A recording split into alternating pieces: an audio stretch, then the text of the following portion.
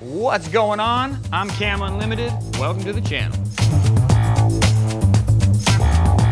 In today's video, we're going to be reviewing the Prather War Bowie from Tops. Another thing to note, I was out in the sun for 8 hours, the baking sun for 8 hours straight the other day. It's not hot, but the sun is just bearing down on my fucking neck, dude. Which is why my face is peeling, my arms are peeling, so if it looks like I got alopecia or if I got shit on my face, that's the explanation. So starting out with the ergonomics. This knife in your hand feels like a much smaller knife. When I first got it, I was like, damn, it's got some weight to it, and that was a little bit depressing. I'm not a big fan of huge, heavy knives. When you put it in your hand, it does not feel heavy, and you quickly get used to the weight of it on your hip in the sheath. I think it's either a 1/4 inch or 3/16, basically the same thing. So it is thick. I think the balance is what makes the thing just feel so light in the hand. It doesn't feel like a big, chunky, heavy, thick piece of 1/4 inch 1095. Now the next thing is the handle. That's a crazy looking handle. This one is just strange because it doesn't have the guards and it's not center aligned, it's aligned to the top of the spine. So it just gives it this sort of strange look that I love. To me, it was like, dude, that's bad as shit. One of the things that I was most concerned about though when I was looking at it, I was still gonna get it because it was badass looking, but I was concerned about the thickness of the handles here. So I have long, thin hands, so I'm always worried about the thickness of the blade, which is one of the reasons I like the Becker BK7 so much. Once I actually have it in my hands, the handle thickness is 100% not a problem. It's actually extremely comfortable. Over time, I have done some filing and some grinding on the handle, smoothing some areas out. The choil here was really sharp when you first get it, so was the end. You just kind of refine your blade to work for you. And I can sit there all day doing work with this thing. It doesn't feel heavy. I can do fine work, I can whittle, I can chop, I can do all the things with this handle. And that kind of leads to the favorite part of this handle and why I think it's genius, and it's probably one of the best handle designs that I've had my hands on. So starting with whittling and fine work. The choil is so deep, you don't have to have like a ricasso above the choil because this is it. When you choke up on it, you are right next to the blade. So as far as fine detail work, good leverage, this blade covers it. And when you're holding it up close, it feels really light. There's no weight to the blade. See, it's very light. That's my pretend fighting skills because I've never been in a knife fight and I never want to be. Let me tell you what happens if I'm about to get in a knife fight. You can do your divots, you know, all those bushcrafters that just care about making divots and batoning and all that. The handle is perfectly designed for that. But the big seller is when you do need to start chopping. And because of the design of this handle, it gets thicker the further you go out. Even if I'm holding it only an inch or two of the handle, it has never ever, in all of my time chopping with this, felt like it was gonna slip out of my hand. And when you hold it way back here, like I'm doing right now, the thing has a ton of forward weight. So it chops like a monster. Is it the best chopper? Probably not. It works really well when you're doing like chopping, trying to flatten something like say a hearth board, or you're working on your spindle. You're trying to remove material from a wooden object. It works great for that. And as far as like chopping through logs, you can absolutely do it with a knife this size, but most knives this size, it's gonna be a little labor intensive, which I don't know exactly how big this thing is. Let's find out. Overall length is about 12.5 inches from hilt to tip. The cutting edge looks like it's about 7.25 inches for the cutting length. What I prefer for something this big is to have it feel neutral and feel light for doing small work. And if I need to chop something with it, it's got enough forward weight that I can. Not gonna be the best chopper, but it is a very, very good chopper, especially for the size and the badassery that is also associated with the blade like this. Like this is the baddest looking blade. You know what I'm saying? If you're camping with your buddies and you want to shock them, you bust something like this out, some questions are going to get asked. The Rocky Mountain tread is grippy. I think these are canvas micarta scales. They might be G10. I don't really know the difference.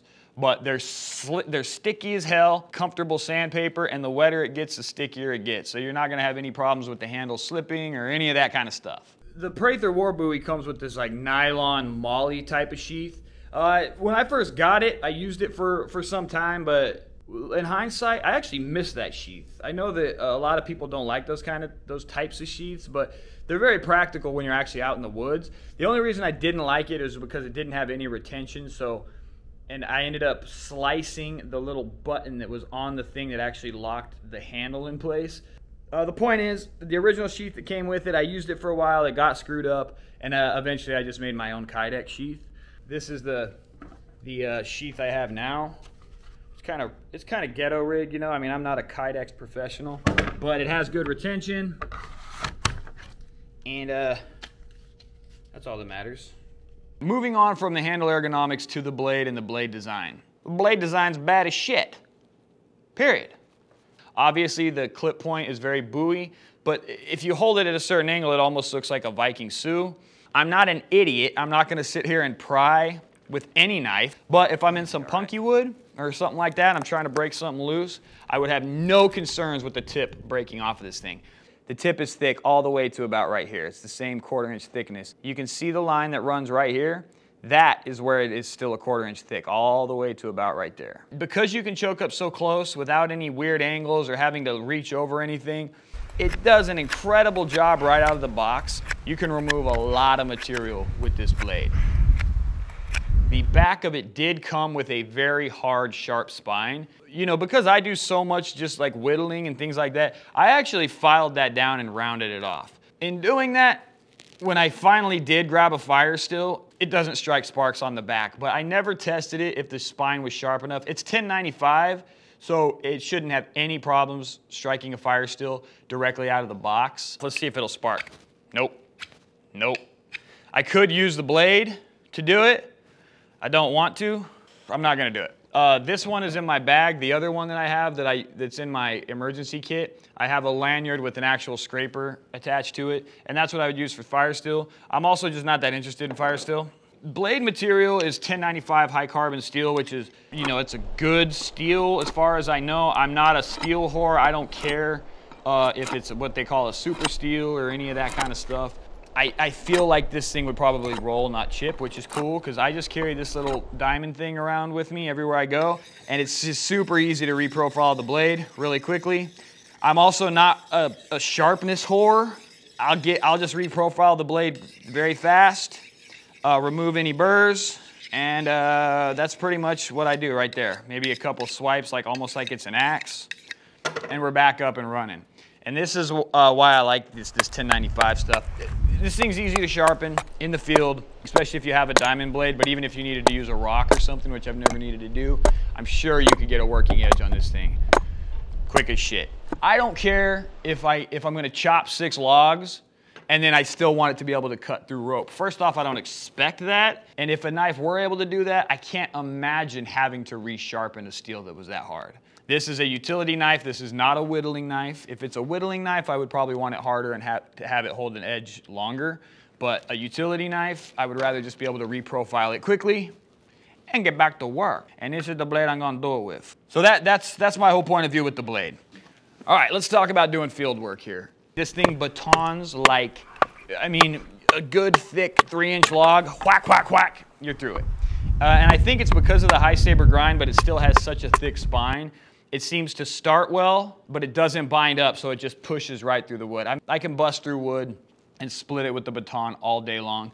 If I were actually gonna chop a large piece of branch or something down, I would not chop it. I would use the knife with the baton, and that is how I would chip, and that's how I would get the tree down. So, but as far as batoning, a monster. You've batoned stuff down, maybe you're working on a hearth board or a spindle to create a friction fire. Super easy to do fine carving, to do fine tasks. If you need to get a little bit more, you know, if you need to rip it a little more, you slam it in the wood and you can pull it this way and remove material like that. And if you got another person who's using like a drop point fucking bushcraft knife and you're out there ripping with this, you're gonna feel like the badass between the two of you. Even if you're 5'2", 100 pounds, you're gonna feel more badass wielding this than some goofy drop point bushcraft knife.